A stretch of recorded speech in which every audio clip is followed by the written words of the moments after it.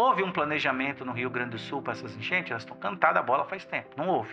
As autoridades não houve. A população também não se movimentou porque não acreditou que ia dar aquele problema todo.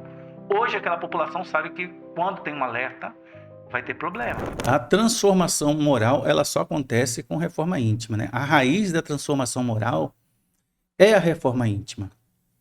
Não só a doutrina espírita, o cristianismo, todas as doutrinas, ela nos convida a nos transformar, a nos melhorar. Porque a palavra de religião, ela já diz, né? É religar. É ligar você com o Criador, né? E todos nós viemos aqui para crescer e evoluir, né? Ninguém está aqui passando férias, né? Nós temos uma missão. E dentre essas missões é a gente se aprimorar, crescer e evoluir. E a reforma íntima, né, é que vai causar essa transformação moral na gente. Perfeito. E você acha que é fácil ou é difícil, hein? Esse processo? Então, eu digo assim, depende. Eu vou pegar o caso, né? Eu brinquei agora que eu comecei pela Gênese e falei que era muito difícil. Sim. Mas depois de percorrer um caminho, ficou fácil. Então, o fácil ou difícil vai depender da gente.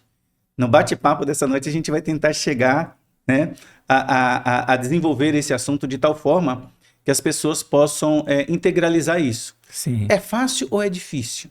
Perfeito. Depende. Depende muito da atuação. E aí a gente pega aquela máxima, né, do Kardec. Reconhece o verdadeiro espírita pela sua transformação moral e pelo esforço que ele faz para domar as suas más tendências. Então, todos nós temos más tendências. E qual é o nosso objetivo dentro da nossa existência? É domar essas más tendências, né? E tudo isso vai despender o quê? De esforço. Perfeito. Sem o esforço, você não consegue. E é interessante essa palavra domar, né? A gente imagina já um cavalo selvagem e a gente tentando montar em cima. Pô, é mais ou menos isso mesmo, né? Mas eu já até dei esse exemplo do cavalo mesmo, né? Se você pega um cavalo selvagem, você não chega montando em cima dele, que ele te joga no chão. Você tem que ir amansando ele, você tem que ir domando. Então você tem que ir primeiro conhecer o animal, conhecer o temperamento dele, né? Ganhar a confiança dele e ir doutrinando ele até que você possa usar ele como montaria. Se você pega um animal selvagem e vai montar em cima dele, ele vai pular e te jogar no chão, né? Sim, sim. Com a gente é a mesma coisa, com as nossas má tendências é assim. A gente não consegue de cara resolver o problema. Muitas vezes uma existência é pouco, né? Para um problema. Nós temos vários. E a gente é imediatista, ansioso, a gente já queria sair daqui espírito puro, né? Exatamente.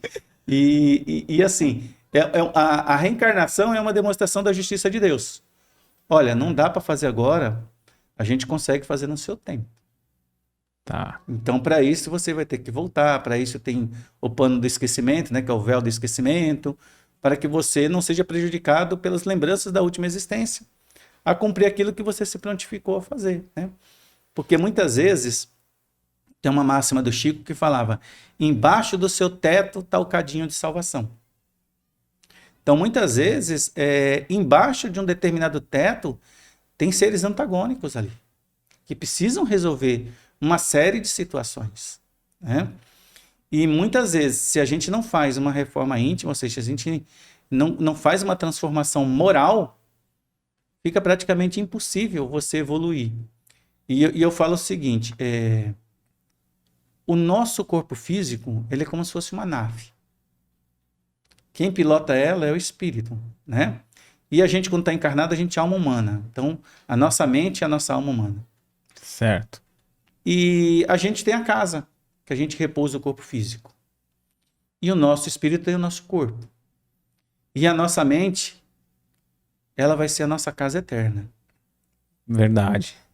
Se a gente não cuidar da mente, né, ela sempre vai estar trazendo problemas. Se você tem uma casa bem cuidada, ela vai te dar conforto, ela vai te dar segurança, ela vai te dar estabilidade, ela vai te dar lazer, né? Ela vai te dar uma série de coisas. Mas se ela é uma casa que ela está largada, ela vai te trazer problema. A nossa mente é a morada do espírito. A gente tem que cuidar muito bem da nossa mente. E como é que a gente cuida da nossa mente? Fazendo a reforma íntima, né? Chico Xavier acho que comenta isso, né? Que o que chama a atenção dele é que esses espíritos que vêm falar com ele falam que o que mais lamentam no desencarne é a consciência do tempo perdido, né? Sim. Porque a gente está mergulhado na matéria, a gente fica colocando como prioridade tanta coisa fútil, né? Que a gente não vai levar. E, na verdade, a gente não coloca como uma meta de vida aquilo que é espiritual, que é o que é, como você falou, a nossa mente, que é a única coisa que continua, né? Que a gente leva. É a nossa casa eterna, né? E muito interessante, tem muitas religiões que dizem que Deus vai julgar a gente. Mas, na realidade, o próprio Cristo fala, e dentro da doutrina a gente aprende que a gente vai ser julgado pela nossa consciência. Sim. Quem é a nossa consciência? A nossa alma, a nossa mente, né? Ela que vai julgar a gente. Porque ela sabe que errou. Né? Tem um poeta, que eu não me lembro o nome agora, que ele falava o seguinte: olha, quando forem falar mal de mim, me chame, eu sei coisas terríveis a meu respeito. Sim. E é verdade, a gente sabe coisas terríveis sobre a gente, que a gente esconde, mas a gente não esconde da gente. Né? Então, porque é um pensamento materialista, imediatista, que não admite que a alma prossegue, quando faz alguma coisa obscura e acha que passou batido pelos homens, acha que tá tranquilo, né? Ah, não fui pego, tá tranquilo, mas a sua própria consciência, imagino, quando desencarnar e falar, meu, tem continuação, né? Aí vai aquilo que você falou, eu sei coisas terríveis sobre mim mesmo, né? Exatamente, lá na espiritualidade isso fica bem mais claro, né? E aí eu falei que não tem receita de bolo, mas tem dica. Boa. Tem dica, né? Não tem receita de bolo, mas tem dica, né? A primeira parte é se questionar. Primeiro momento é você se questionar. Segundo momento é você perguntar. Muitas pessoas não vão ser sinceras com você com medo de você se melindrar, né? Mas você tem que chegar e falar: escuta, o que você acha que eu posso mudar? O que você acha que, né? Eu poderia ser melhor para você? Porque a gente não precisa ser bom para todo mundo, mas a gente precisa pelo menos tentar ser bom com a gente e tentar ser bom com as pessoas que estão mais próximas, que é o começo da caminhada. E eu falo sempre, quem dá um passo à frente sempre está mais adiante do que quem parou sentado e fala: daqui eu não saio. Né? A gente ouve muitas pessoas falando assim, que a gente brinca no meio espírita que é a síndrome da Gabriela. Eu nasci assim, eu sou sempre assim, eu vou morrer assim. E quem quiser que me aceite assim. Verdade. E o que acontece hoje? Né? Hoje, as medicações mais vendidas no mundo, né? Entre elas estão os medicamentos para depressão. Por quê? Porque muitas vezes as pessoas não aceitam mais assim. A sociedade não quer aceitar. A sociedade está menos tolerante, né, com as falhas. Elas querem pessoas melhores do lado delas. E aí já não aceita mais. Fala: olha, assim não dá. E aí a pessoa não aceita mudar, fracassa no relacionamento no lar, que normalmente o primeiro fracasso é dentro do lar, né? Depois, como não se entende com pai, com mãe, com filho, com irmão, não se entende com as outras pessoas. Então, muitas vezes, um filho que não aprendeu a estar em harmonia com pai, com mãe, com irmão, ele dificilmente vai ter um casamento equilibrado. Dificilmente ele vai ter um relacionamento equilibrado. Dificilmente ele vai ser um bom colega de trabalho. Ele vai sempre apresentar um desequilíbrio de conduta no trabalho devido a esse desequilíbrio. E quando as pessoas não aceitarem e vierem a reação da sociedade, essa pessoa muitas vezes vai se deprimir. Porque muitas vezes a gente vê pessoas que têm tudo material. Tem riqueza, tem fama. São pessoas divertidas. Né? E consegue estar deprimida. E consegue estar deprimida muitas vezes. Você acha que é um próprio peso na consciência? No íntimo ela própria saber que não está indo no caminho correto, ou não está agindo de forma correta com os valores que ela tem? Eu acho que muitas dessas pessoas, por não se entenderem com seus familiares, não resolverem os assuntos dentro de casa, né? E não conseguir resolver também na sociedade, ela também não se resolve, ela entra em conflito interno. Esse conflito interno acaba causando uma tristeza, essa tristeza acaba causando uma depressão, e essa depressão causa outros problemas. Então é como se fosse uma malha, sabe? Uma teia de coisas. Então, por isso que é muito importante a questão da reforma íntima. Né? Se a gente não faz essa transformação, né, a gente não consegue se desenvolver como a gente deveria. A gente leva muito mais tempo. Eu lembro de Zaqueu. Eu gosto muito de contar essa história e sempre que tem oportunidade eu conto. Me chamou muita atenção. Zaqueu, ele era cobrador de imposto. E para o povo judeu não tinha coisa pior do que um cobrador de imposto. E um cobrador de imposto, que nem Zaqueu, que acabava pegando uma parte que não era para ele cobrar, e cobrava, e embolsava, era bem pior. Então Zaqueu era um cara visto como pessoa de má vida pelo povo judeu. Então ninguém queria chegar perto de Zaqueu. Zaqueu, para eles, era a pior criatura do mundo. Era cobrador de impostos. Mas Zaqueu ficou abismado com as histórias do Cristo. Que homem é esse? Que perdoa pecados? Que homem é esse? Que em vez de estar com os nobres, com os ricos, está com os pobres, com os famintos, com os adoecidos. Que homem é esse? Que faz aleijado andar, que faz pessoas levantarem da sepultura. Eu queria conhecer esse homem. Mas Zaqueu ele tinha um problema, ele era baixinho, e ele ficou sabendo que Jesus estava vindo à sua cidade. E ele queria muito vê-lo. Só que ele sabia que por ele ser um homem santo naquela época, já era considerado, né, o Messias, ele não teria condição moral de chegar perto dele, porque o povo iria repeli-lo. Mas ele queria ver o Cristo. E aí ele se esforçou. Olha só o esforço. Ele subiu numa árvore. Se esforçou e subiu numa árvore. E estava lá escondidinho, né? E o Cristo viu aquele homem de pequena estatura em cima de uma árvore. E a mediunidade do Cristo era fantástica, né? E aí Cristo olha para a árvore e vê aquele homem e fala: Zaqueu, desce daí que hoje convém de eu pousar na tua casa. Zaqueu fica espantado. Como aquele homem sabia o nome dele? E ele desce e vê que aquele homem era diferente dos outros. Zaqueu chega para Jesus e fala: Senhor, eu gostaria muito de conversar contigo, mas se tu for na minha casa, tu vai ficar mal falado. Jesus falou: convém que eu venha na tua casa. E Zaqueu aceitou e recebeu o Cristo. E Jesus começou a ensinar as boas novas, né, que é o Evangelho. Saindo da lei de Moisés, né, do Velho Testamento, e trazendo os novos ensinamentos do Deus dos exércitos para o Deus do amor, da compaixão, né? Zaqueu fica maravilhado com tudo aquilo. E aí ele tem um insight. Ele não fala que ele roubou. Ele fala: Senhor, eu tenho pego o que não é meu. Mas depois de ouvir as tuas palavras, eu prometo que devolverei 4 vezes mais a cada um que eu tirei. O que Zaqueu está fazendo naquele momento? Ele está se propondo uma reforma íntima. Zaqueu, naquele momento, ele não fala que vai virar um homem santo. Ele não fala que vai mudar da água para o vinho. Ele fala que vai devolver o que ele pegou. Porque naquele momento era o que mais perturbava a consciência dele. E ele se compromete a devolver. E Zaqueu desencarna.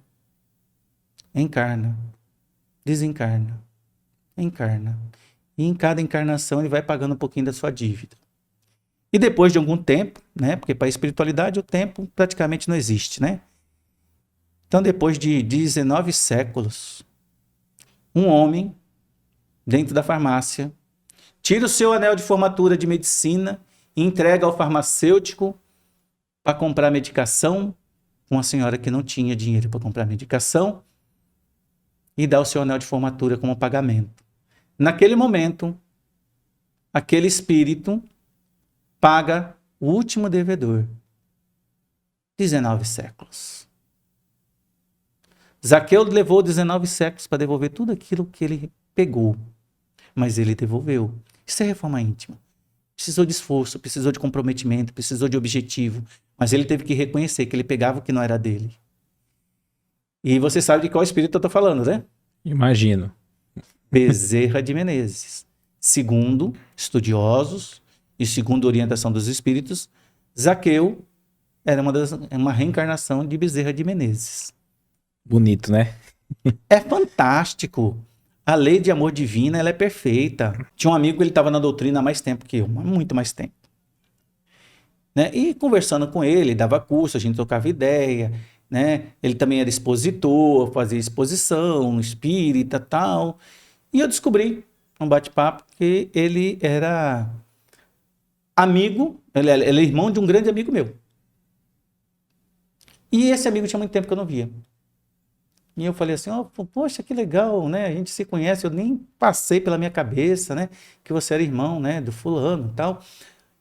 Quando você vê ele, manda um abraço. E aí ele olhou para mim entristecido e falou, Agnaldo, um abraço não vai dar. Falei, por quê? A gente não se fala. Falei, como assim não se fala? A gente não se fala, a gente brigou. Eu falei algumas coisas para ele e ele para mim, né? E hoje, depois de muito tempo na doutrina, eu reconheço que eu também me excedi. Mas ele se excedeu mais que eu. E a gente não se fala mais. Eu falei, quanto tempo? Ele olhou, fez as continhas dele e falou, 20 anos. Eu, como? Tem 20 anos? Tem 20 anos. Não se fala, não se fala. Falei, rapaz, e como é que você vai resolver isso? Aí ele olhou assim para mim, como assim? Falei, como é que você vai resolver isso? E aí eu falando, de reforma íntima. Falei, cara, você tem que resolver essa pendenga. Embaixo do telhadinho está o nosso cadinho de salvação. Se você não resolver isso, ele falou, cara, essa vai ter que ficar para a próxima encarnação. Puxou o freio de mão, engatou a primeira na evolução espiritual. E eu brinquei com ele e falei, olha, parou o carrinho da evolução agora. Não, cara, vamos destravar esse carrinho aí. Você vai falar com ele, não posso, não dá. Ele não aceita, não sei o que. E ficou naquilo. Mas nós fomos conversando várias vezes, tocando no assunto, tal, né? E aí ele pegou e falou que não dava, porque ele não aceitava, né? E numa vez ele falou, olha, eu até queria, mas eu não sei como fazer. Eu falei, começa do começo. Vá até a casa dele e fala, olha, há muito tempo que a gente não se fala, já se passou muito tempo. Eu acho que a gente poderia dar uma chance um para o outro novamente e esquecer o passado, nós somos irmãos, né? E Abriu o coração, né? abre o coração. Ele falou, mas se ele não me perdoar e me enxotar da casa dele? Falei, então, se ele não te perdoar e te enxotar da casa dele, o problema é dele. Mas enquanto você não for lá, o problema é de vocês. E aí a pergunta que eu te faço. Você perdoou o seu irmão? E aí ele se chocou de novo. De coração, não é de palavra, não. De coração mesmo. Você perdoou. Você entendeu que você também se excedeu. Você acha que ele se excedeu mais. Será que essa é a verdade mesmo? Você é capaz de perdoá-lo? Você já o perdoou? E ele ficou assim, sabe, naquela dúvida, não sei, né? Eu falei, então, pensa nisso. E ele pensou, bom, conversa vem, conversa vai, né? A gente falou ali do Bezerra que levou 18 séculos, né? Aliás, 19 séculos para devolver tudo, para concluir um projeto de reforma íntima, né? Ok, aí teve uma festa uma vez na casa espírita, eu fui convidado, fui lá. E ele veio todo feliz conversar comigo. E isso a gente já tinha conversado várias vezes. Ele falou, Agnaldo, tenho uma notícia boa para te dar. Eu falei, o que é? Então, aquele abraço eu dei.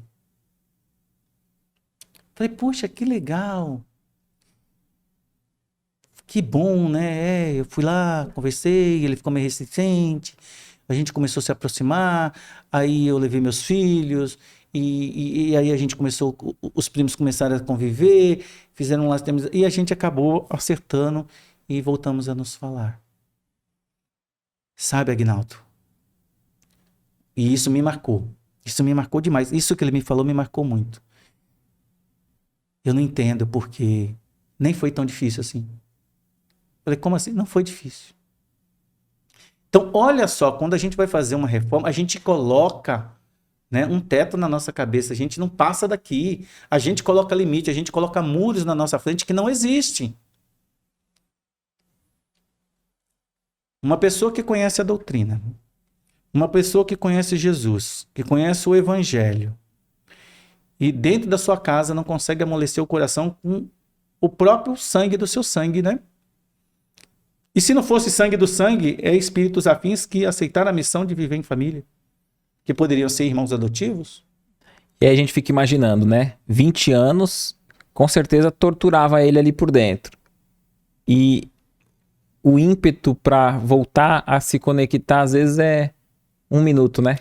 Se a gente for fazer matematicamente, né? Eu sou da área de finanças, então a gente trabalha muito com matemática. Já multiplicou os minutos aí? Já fiz aqui. Eu falei assim, olha, é o seguinte. Se a gente levar em consideração que durante 20 anos ele viveu em conflito e que 2 anos depois ele resolveu o conflito, ele levou 10% do tempo para perdoar e 90% ele viveu um momento de angústia, de dor, sem a menor necessidade. Do momento que ele predispôs a fazer essa reforma íntima, né? Que a gente fala que é um projeto. Olha só, levou 2 anos. Você pode falar, é muito para uma pessoa que, né, é espiritualizada. Mas ele foi no ritmo dele. Mas a gente parte do princípio que ele, quando ele me falou, eu quero fazer isso, ele me pediu ajuda. Eu quero, mas não consigo.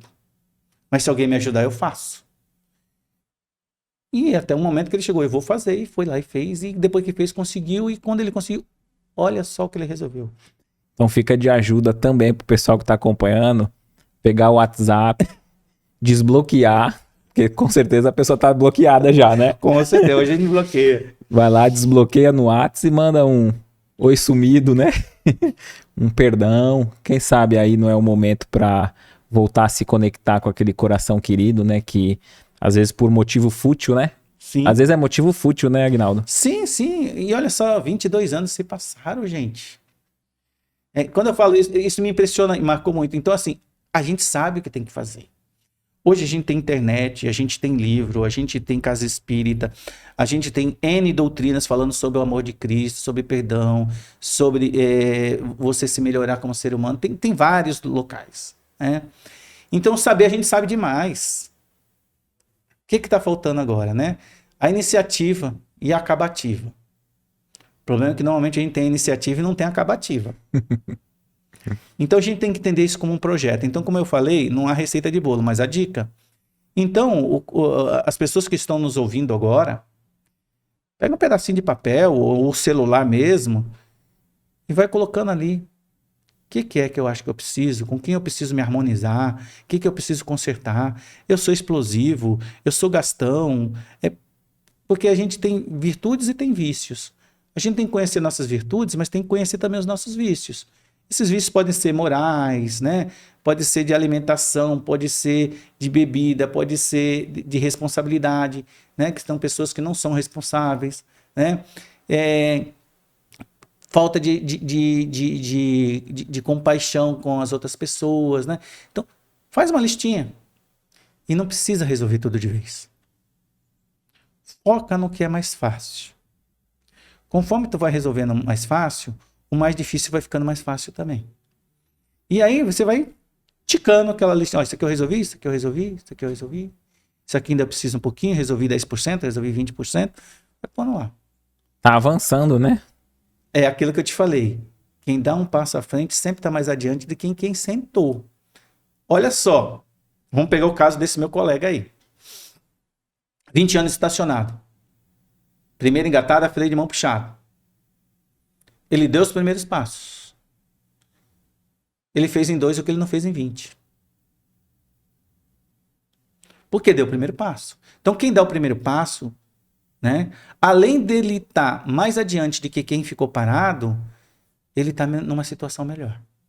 Porque o processo mental dele já mudou.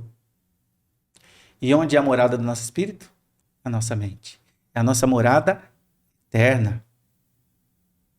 Não tem como fugir disso. Eu vou contar outra historinha, não tem jeito. Conta, Eu falei que eu sou Forrest Gump. conta que a gente gosta. Tinha um senhor italiano que ele era muito grandão. E era muito forte. E ele resolvia tudo na força. E ele foi se tornando o quê? Uma pessoa viciada em quem? Resolver tudo na força. Então ele se tornou um bruto. Era um bruto, né? E a esposa dele era uma mulher pequenininha. E ela era uma pessoa muito pequenininha, mas muito corajosa, muito ativa. E aí o que aconteceu? Como ele costumou naquela brutalidade com tudo e com todos, resolvendo tudo na pancadaria, no grito, né? Uma vez ele, numa discussão com ela, falou algo que ele precisava ouvir, mas que ele não aceitou, né? Ele não estava a fim de fazer reforma íntima, ele não aceitou, não digeriu bem, e ele desferiu, né? Um golpe contra a face dessa mulher. E não contente com isso, ainda a empurrou, jogou no chão, né? Gritou com ela. Isso causou uma frieza muito grande nessa mulher. Mas isso também o aborreceu. Nós vamos falar sobre reforma íntima também, que ela trabalha a nossa saúde. É só a nossa existência, a nossa saúde, tá? O que aconteceu com esse senhor? Ele ficou aborrecido, deprimiu, mas ele continuou explosivo. E numa dessas explosões, no seu trabalho, ele teve o famoso acidente vascular cerebral, o AVC. E foi parar numa cama. Quem foi cuidar dele? A esposa que ele agrediu. A esposa que ele agrediu. E agora? Acamado, banho de leito, comidinha na boca. Isso serve de alerta, essa história pra gente. Muitas vezes os espíritos se desentendem e têm um tempo para se entender. Nós não somos donos do amanhã. Nós temos tempo para fazer as nossas tarefas. Nós temos metas. Que nem você falou. E vai chegar um momento que a única forma de juntar esses espíritos é jogar eles dentro de uma crise. E lá na espiritualidade, muitas vezes durante o sono, as pessoas são levadas à espiritualidade e falam, ó, não está dando certo e só tem um jeito de vocês resolver isso. Então, vamos criar uma crise aí. Um vai para a cama e o outro vai cuidar. Quem é que quer ir para a cama e quem é que quer ir cuidar? Qual é a melhor situação? Qual é o mais sofrível? Quem está sendo cuidado ou quem vai cuidar? E quando o espírito não decide, a espiritualidade decide por você. É que nem aquela brincadeira que eu fiz, né? Você chama o mestre de obras e fala, olha, eu quero construir aqui, tá? Eu não sei, mas eu acho que eu tenho que reformar. Você não sabe, não? Tá, então, vou fazer do meu jeito. Mas, de repente, o jeito que ele fez não era o que você queria. Sim. Então, quando a espiritualidade decide para você, talvez ela não decida aquilo que você quer. E esse senhor ficou na cama e essa senhora começou a cuidar dele. Ao primeiro momento, ainda magoada com ele. Então, não fazia as coisas de boa vontade. Com o tempo, vendo a dor, o sofrimento, tudo que aquele homem perdeu, e a força que ele tinha, a fragilidade que ele se colocou, e a dependência dele, ela começou a ter compaixão. Em tendo compaixão, ele sentiu nela, né, os cuidados, e ele se envergonhou de tudo que ele fez. E ele teve força para fazer uma coisa que ele nunca fez com ninguém. Pedir perdão para ela. Esse perdão ajudou ele a se melhorar no seu ânimo e ajudar ele a se recuperar da cama, sair da cama. Porque ele começou a se melhorar. Porque além de estar naquela cama, ele estava num estado de depressão, né? De olha onde eu estou, né? Desejando muitas vezes que desencarnasse. Pedia pelo desencarne, né? E aquela mulher começou a ter amizade com aquele homem novamente, que eles haviam perdido. E ele recuperou a sua saúde, voltou a andar, não voltou a ser o que era, né? Mas voltou a ser um ser humano melhor. Ou seja, precisou da dor para transformar aquele ser humano. E precisou da dor para que ambos fizessem a reforma íntima, porque não foi só dele, foi dela.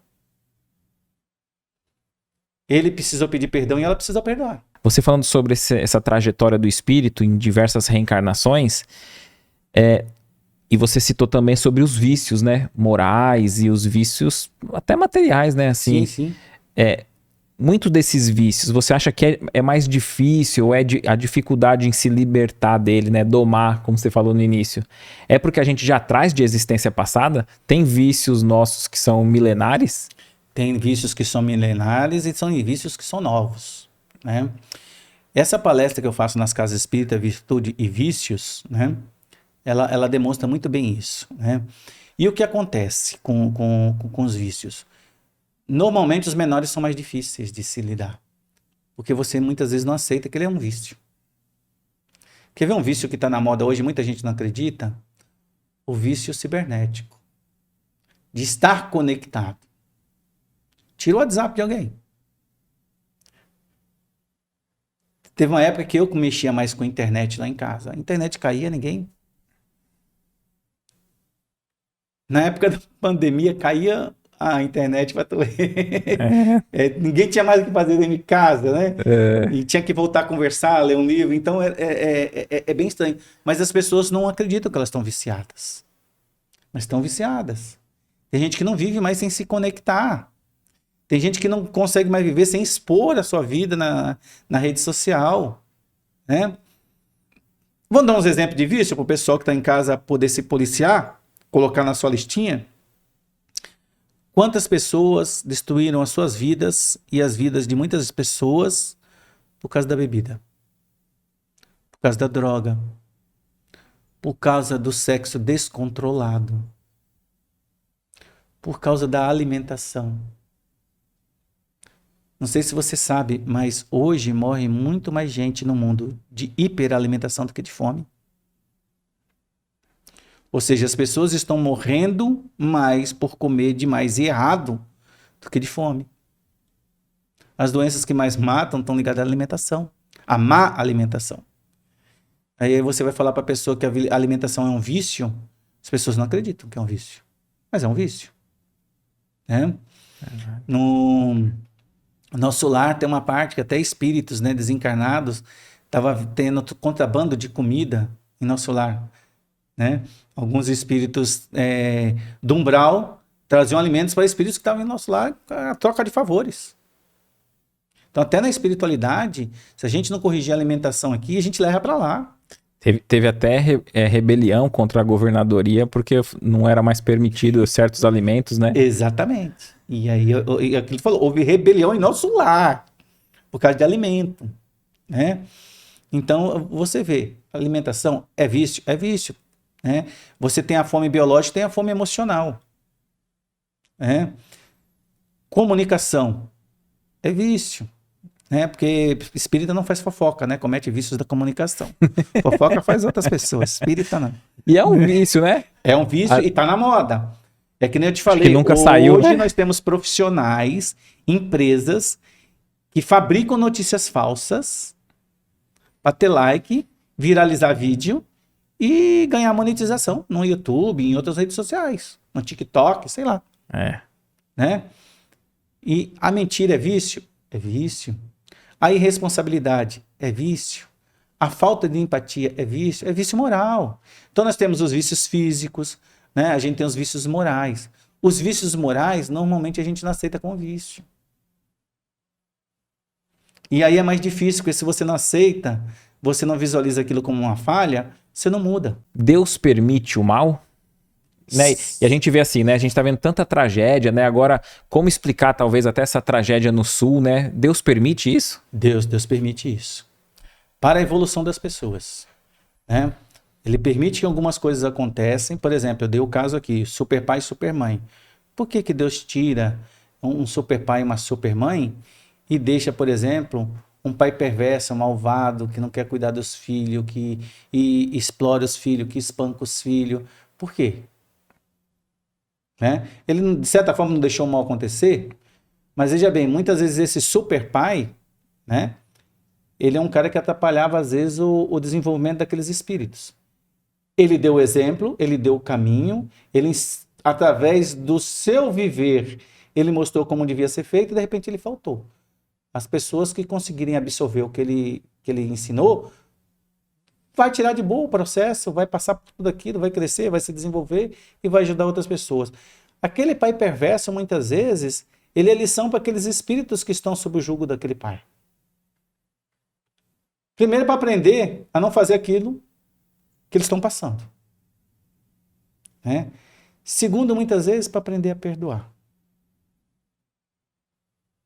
Porque não é uma tarefa fácil você perdoar um pai que tinha que te proteger e ele vem justamente para ser o seu algoz. E lembrando que embaixo do nosso telhadinho, né, está o nosso cadinho de salvação. Eu falei que muitas vezes os desafetos do passado estão reunidos dentro do mesmo local de moradia para resgatar arestas do passado. Muitas vezes o pai agressivo foi o agredido do passado. Né? Cada caso é um caso. E cada caso tem uma solução. Então Deus deixa assim que aconteça o mal. Por exemplo, houve um planejamento no Rio Grande do Sul para essas enchentes? Elas estão cantadas a bola faz tempo. Não houve. As autoridades não houve. A população também não se movimentou porque não acreditou que ia dar aquele problema todo. Hoje aquela população sabe que quando tem um alerta, vai ter problema. Então o Estado tem que se organizar, a sociedade tem que se organizar. Tem muita gente que não queria sair das casas, eu até entendo, porque não tinha planejamento do Estado para dizer para onde eles iam. Vou sair, vou para onde? Embaixo de água. Se tivesse saído quando a água não chegou ao ponto que chegou, tinha estrada, tinha ponte. Agora não tem estrada, não tem ponte, estou em cima do telhado, vou para onde? Mas tudo isso é lição para quê? Para a geração futura. Então acontece isso para que as pessoas se melhorem. Você acha que pode ter sido também um resgate coletivo, né? E também a gente interpreta o mal por um olhar errôneo? Porque às vezes aquilo que parece um mal para nós, a gente pode compreender que o espírito é eterno, né? Então talvez aquele mal, é lógico, não estamos sendo aqui frio com a dor do outro, né? Não estamos querendo ser aqui, a gente se compadece com a dor e com todo o sofrimento, né? Mas eu gostaria que você me explicasse um pouco nesse sentido. Sim, é tudo isso e mais um pouco, tá? É tudo isso aí que você falou e mais um pouco. E muitas vezes também, veja, é para despertar a empatia das pessoas. E tá dando certo. Você vê que a campanha nos Correios, nas grandes empresas, nas associações, nas ONGs, muitas pessoas se juntando, se compadecendo da dor daquele povo e mandando auxílio. Empresas, né? Pessoas que estão dentro dos seus lares, se movimentando para auxiliar. Né? Então, tudo isso é um resgate coletivo da sociedade brasileira. Porque não pense que o que aconteceu lá não pode acontecer aqui em São Paulo. Né? O nordestino que sofreu com a seca e foi auxiliado tantas vezes, hoje está ajudando o Rio Grande do Sul. O Nordeste hoje está ajudando o Rio Grande do Sul. E foi um estado que sofreu tanto com a seca. Teve que tomar providências? Teve. Teve que mudar uma série de coisas. Teve que mudar a política local, teve que mudar a forma de agir e pensar das pessoas. Teve que transformar aquela sociedade. Da mesma forma que no Sul vai haver uma transformação social. Então, muitas vezes, o caos, né? Por exemplo, passa um furacão, destrói toda uma região, vai um terremoto, mata tanta gente. Para a gente, né, é o mal. E até na Bíblia diz, né, que a ciência mais difícil de entender é a do bem e do mal e mal do bem. Né? Vamos pegar um exemplo. Você tem um cachorrinho que está ali na corrente preso e o outro solto. Aí você olha assim e fala, poxa vida, aquele cara trata injustamente. Um fica preso e o outro fica solto. Aí tu fala assim, olha, aquele dono é um dono mau, mantém um cachorrinho dele preso ali na corrente. Aí tu vai lá e solta o cachorrinho, ele sai estabanado no meio da rua e é atropelado e morre. Quem foi que fez o mal? Você que soltou ou o dono que prendeu? Comenta aí, hein? O que vocês acham? Entendeu?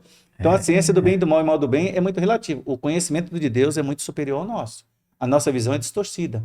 É uma visão mundana. Limitada, a visão de né? Deus é uma visão espiritual. Né? Então uma visão muito equivocada nossa. Mas Deus não. Deus é todo amor e bondade. Se um Deus é de amor e bondade, ele não vai deixar aquilo acontecer à toa. Houve a necessidade daquele acontecimento para transformar aquela sociedade. Né? Muita gente se expôs. E em se expondo, inclusive, de forma errônea, né? De forma que teve total falta de amor, compaixão e de empatia, já está sofrendo as consequências. Nós estamos no momento da luz. No momento da luz, as coisas não ficam mais escondidas embaixo do tapete. Quem está pensando em fazer as coisas e deixar embaixo do tapete vai se dar mal. Nós estamos na era da comunicação, na era da luz, né? Então, muitas vezes, eu entendo que o colega acha que Deus deixou acontecer um mal. Não. Ele, né, deixou com que as coisas acontecessem para que a sociedade se transformasse. É o caso daquele cara que foi para a cama para poder se transformar como ser humano. Se transformar um ser humano melhor. E aqueles espíritos se tornaram amigos, mas não foi ruim um Deus colocar um homem sadio em cima de uma cama? Foi, mas foi bom para ele. Era o remédio amargo, né? É o remédio amargo. Uma pessoa psicopata, ela pode conseguir fazer a reforma íntima, né? Todo mundo tem jeito? Pode e deve, mas essa é uma que eu te falo, essa precisa de acompanhamento profissional. Pode, deve. Porque a psicopatia, ela é uma doença mental causada por problemas morais. Problemas mentais. Então, ela tem que ser tratada, às vezes, o quê? Ela tem que reequilibrar o corpo físico dela com medicação, ter orientação psicológica para ela entender o processo que ela vive, o dano que ela causa a si e aos outros, que são vários tipos de psicopatia, né? E depois ela vai tratar espiritualmente. Então, assim, é o caso do quase que eu falei com aquele rapaz, olha, os 3 estão certos. Você precisa fazer as 3 coisas, né? Então, no caso de uma pessoa psicopata, ela tem. Pode ser que não resolva nessa existência? Pode ser, que nem tu falou, nós somos imediatistas, a gente quer resolver agora, né? Mas você não alcança o topo colocando um pé num degrau e o pé no último. Não, você faz o espacate e cai, né? Uhum. Fica lá assim e cai. Então você tem que subir um degrauzinho de cada vez. Aquele desenhozinho que eu fiz lá pra gente ver aquela vez, mostrei pra você, né? É um degrau, tá? Mas não só tem, como deve, né? Deve procurar o seu reajuste, porque se não tiver o reajuste agora, fica mais complicado lá pra frente. Somos engenheiros, arquitetos e construtores da nossa existência e da existência futura.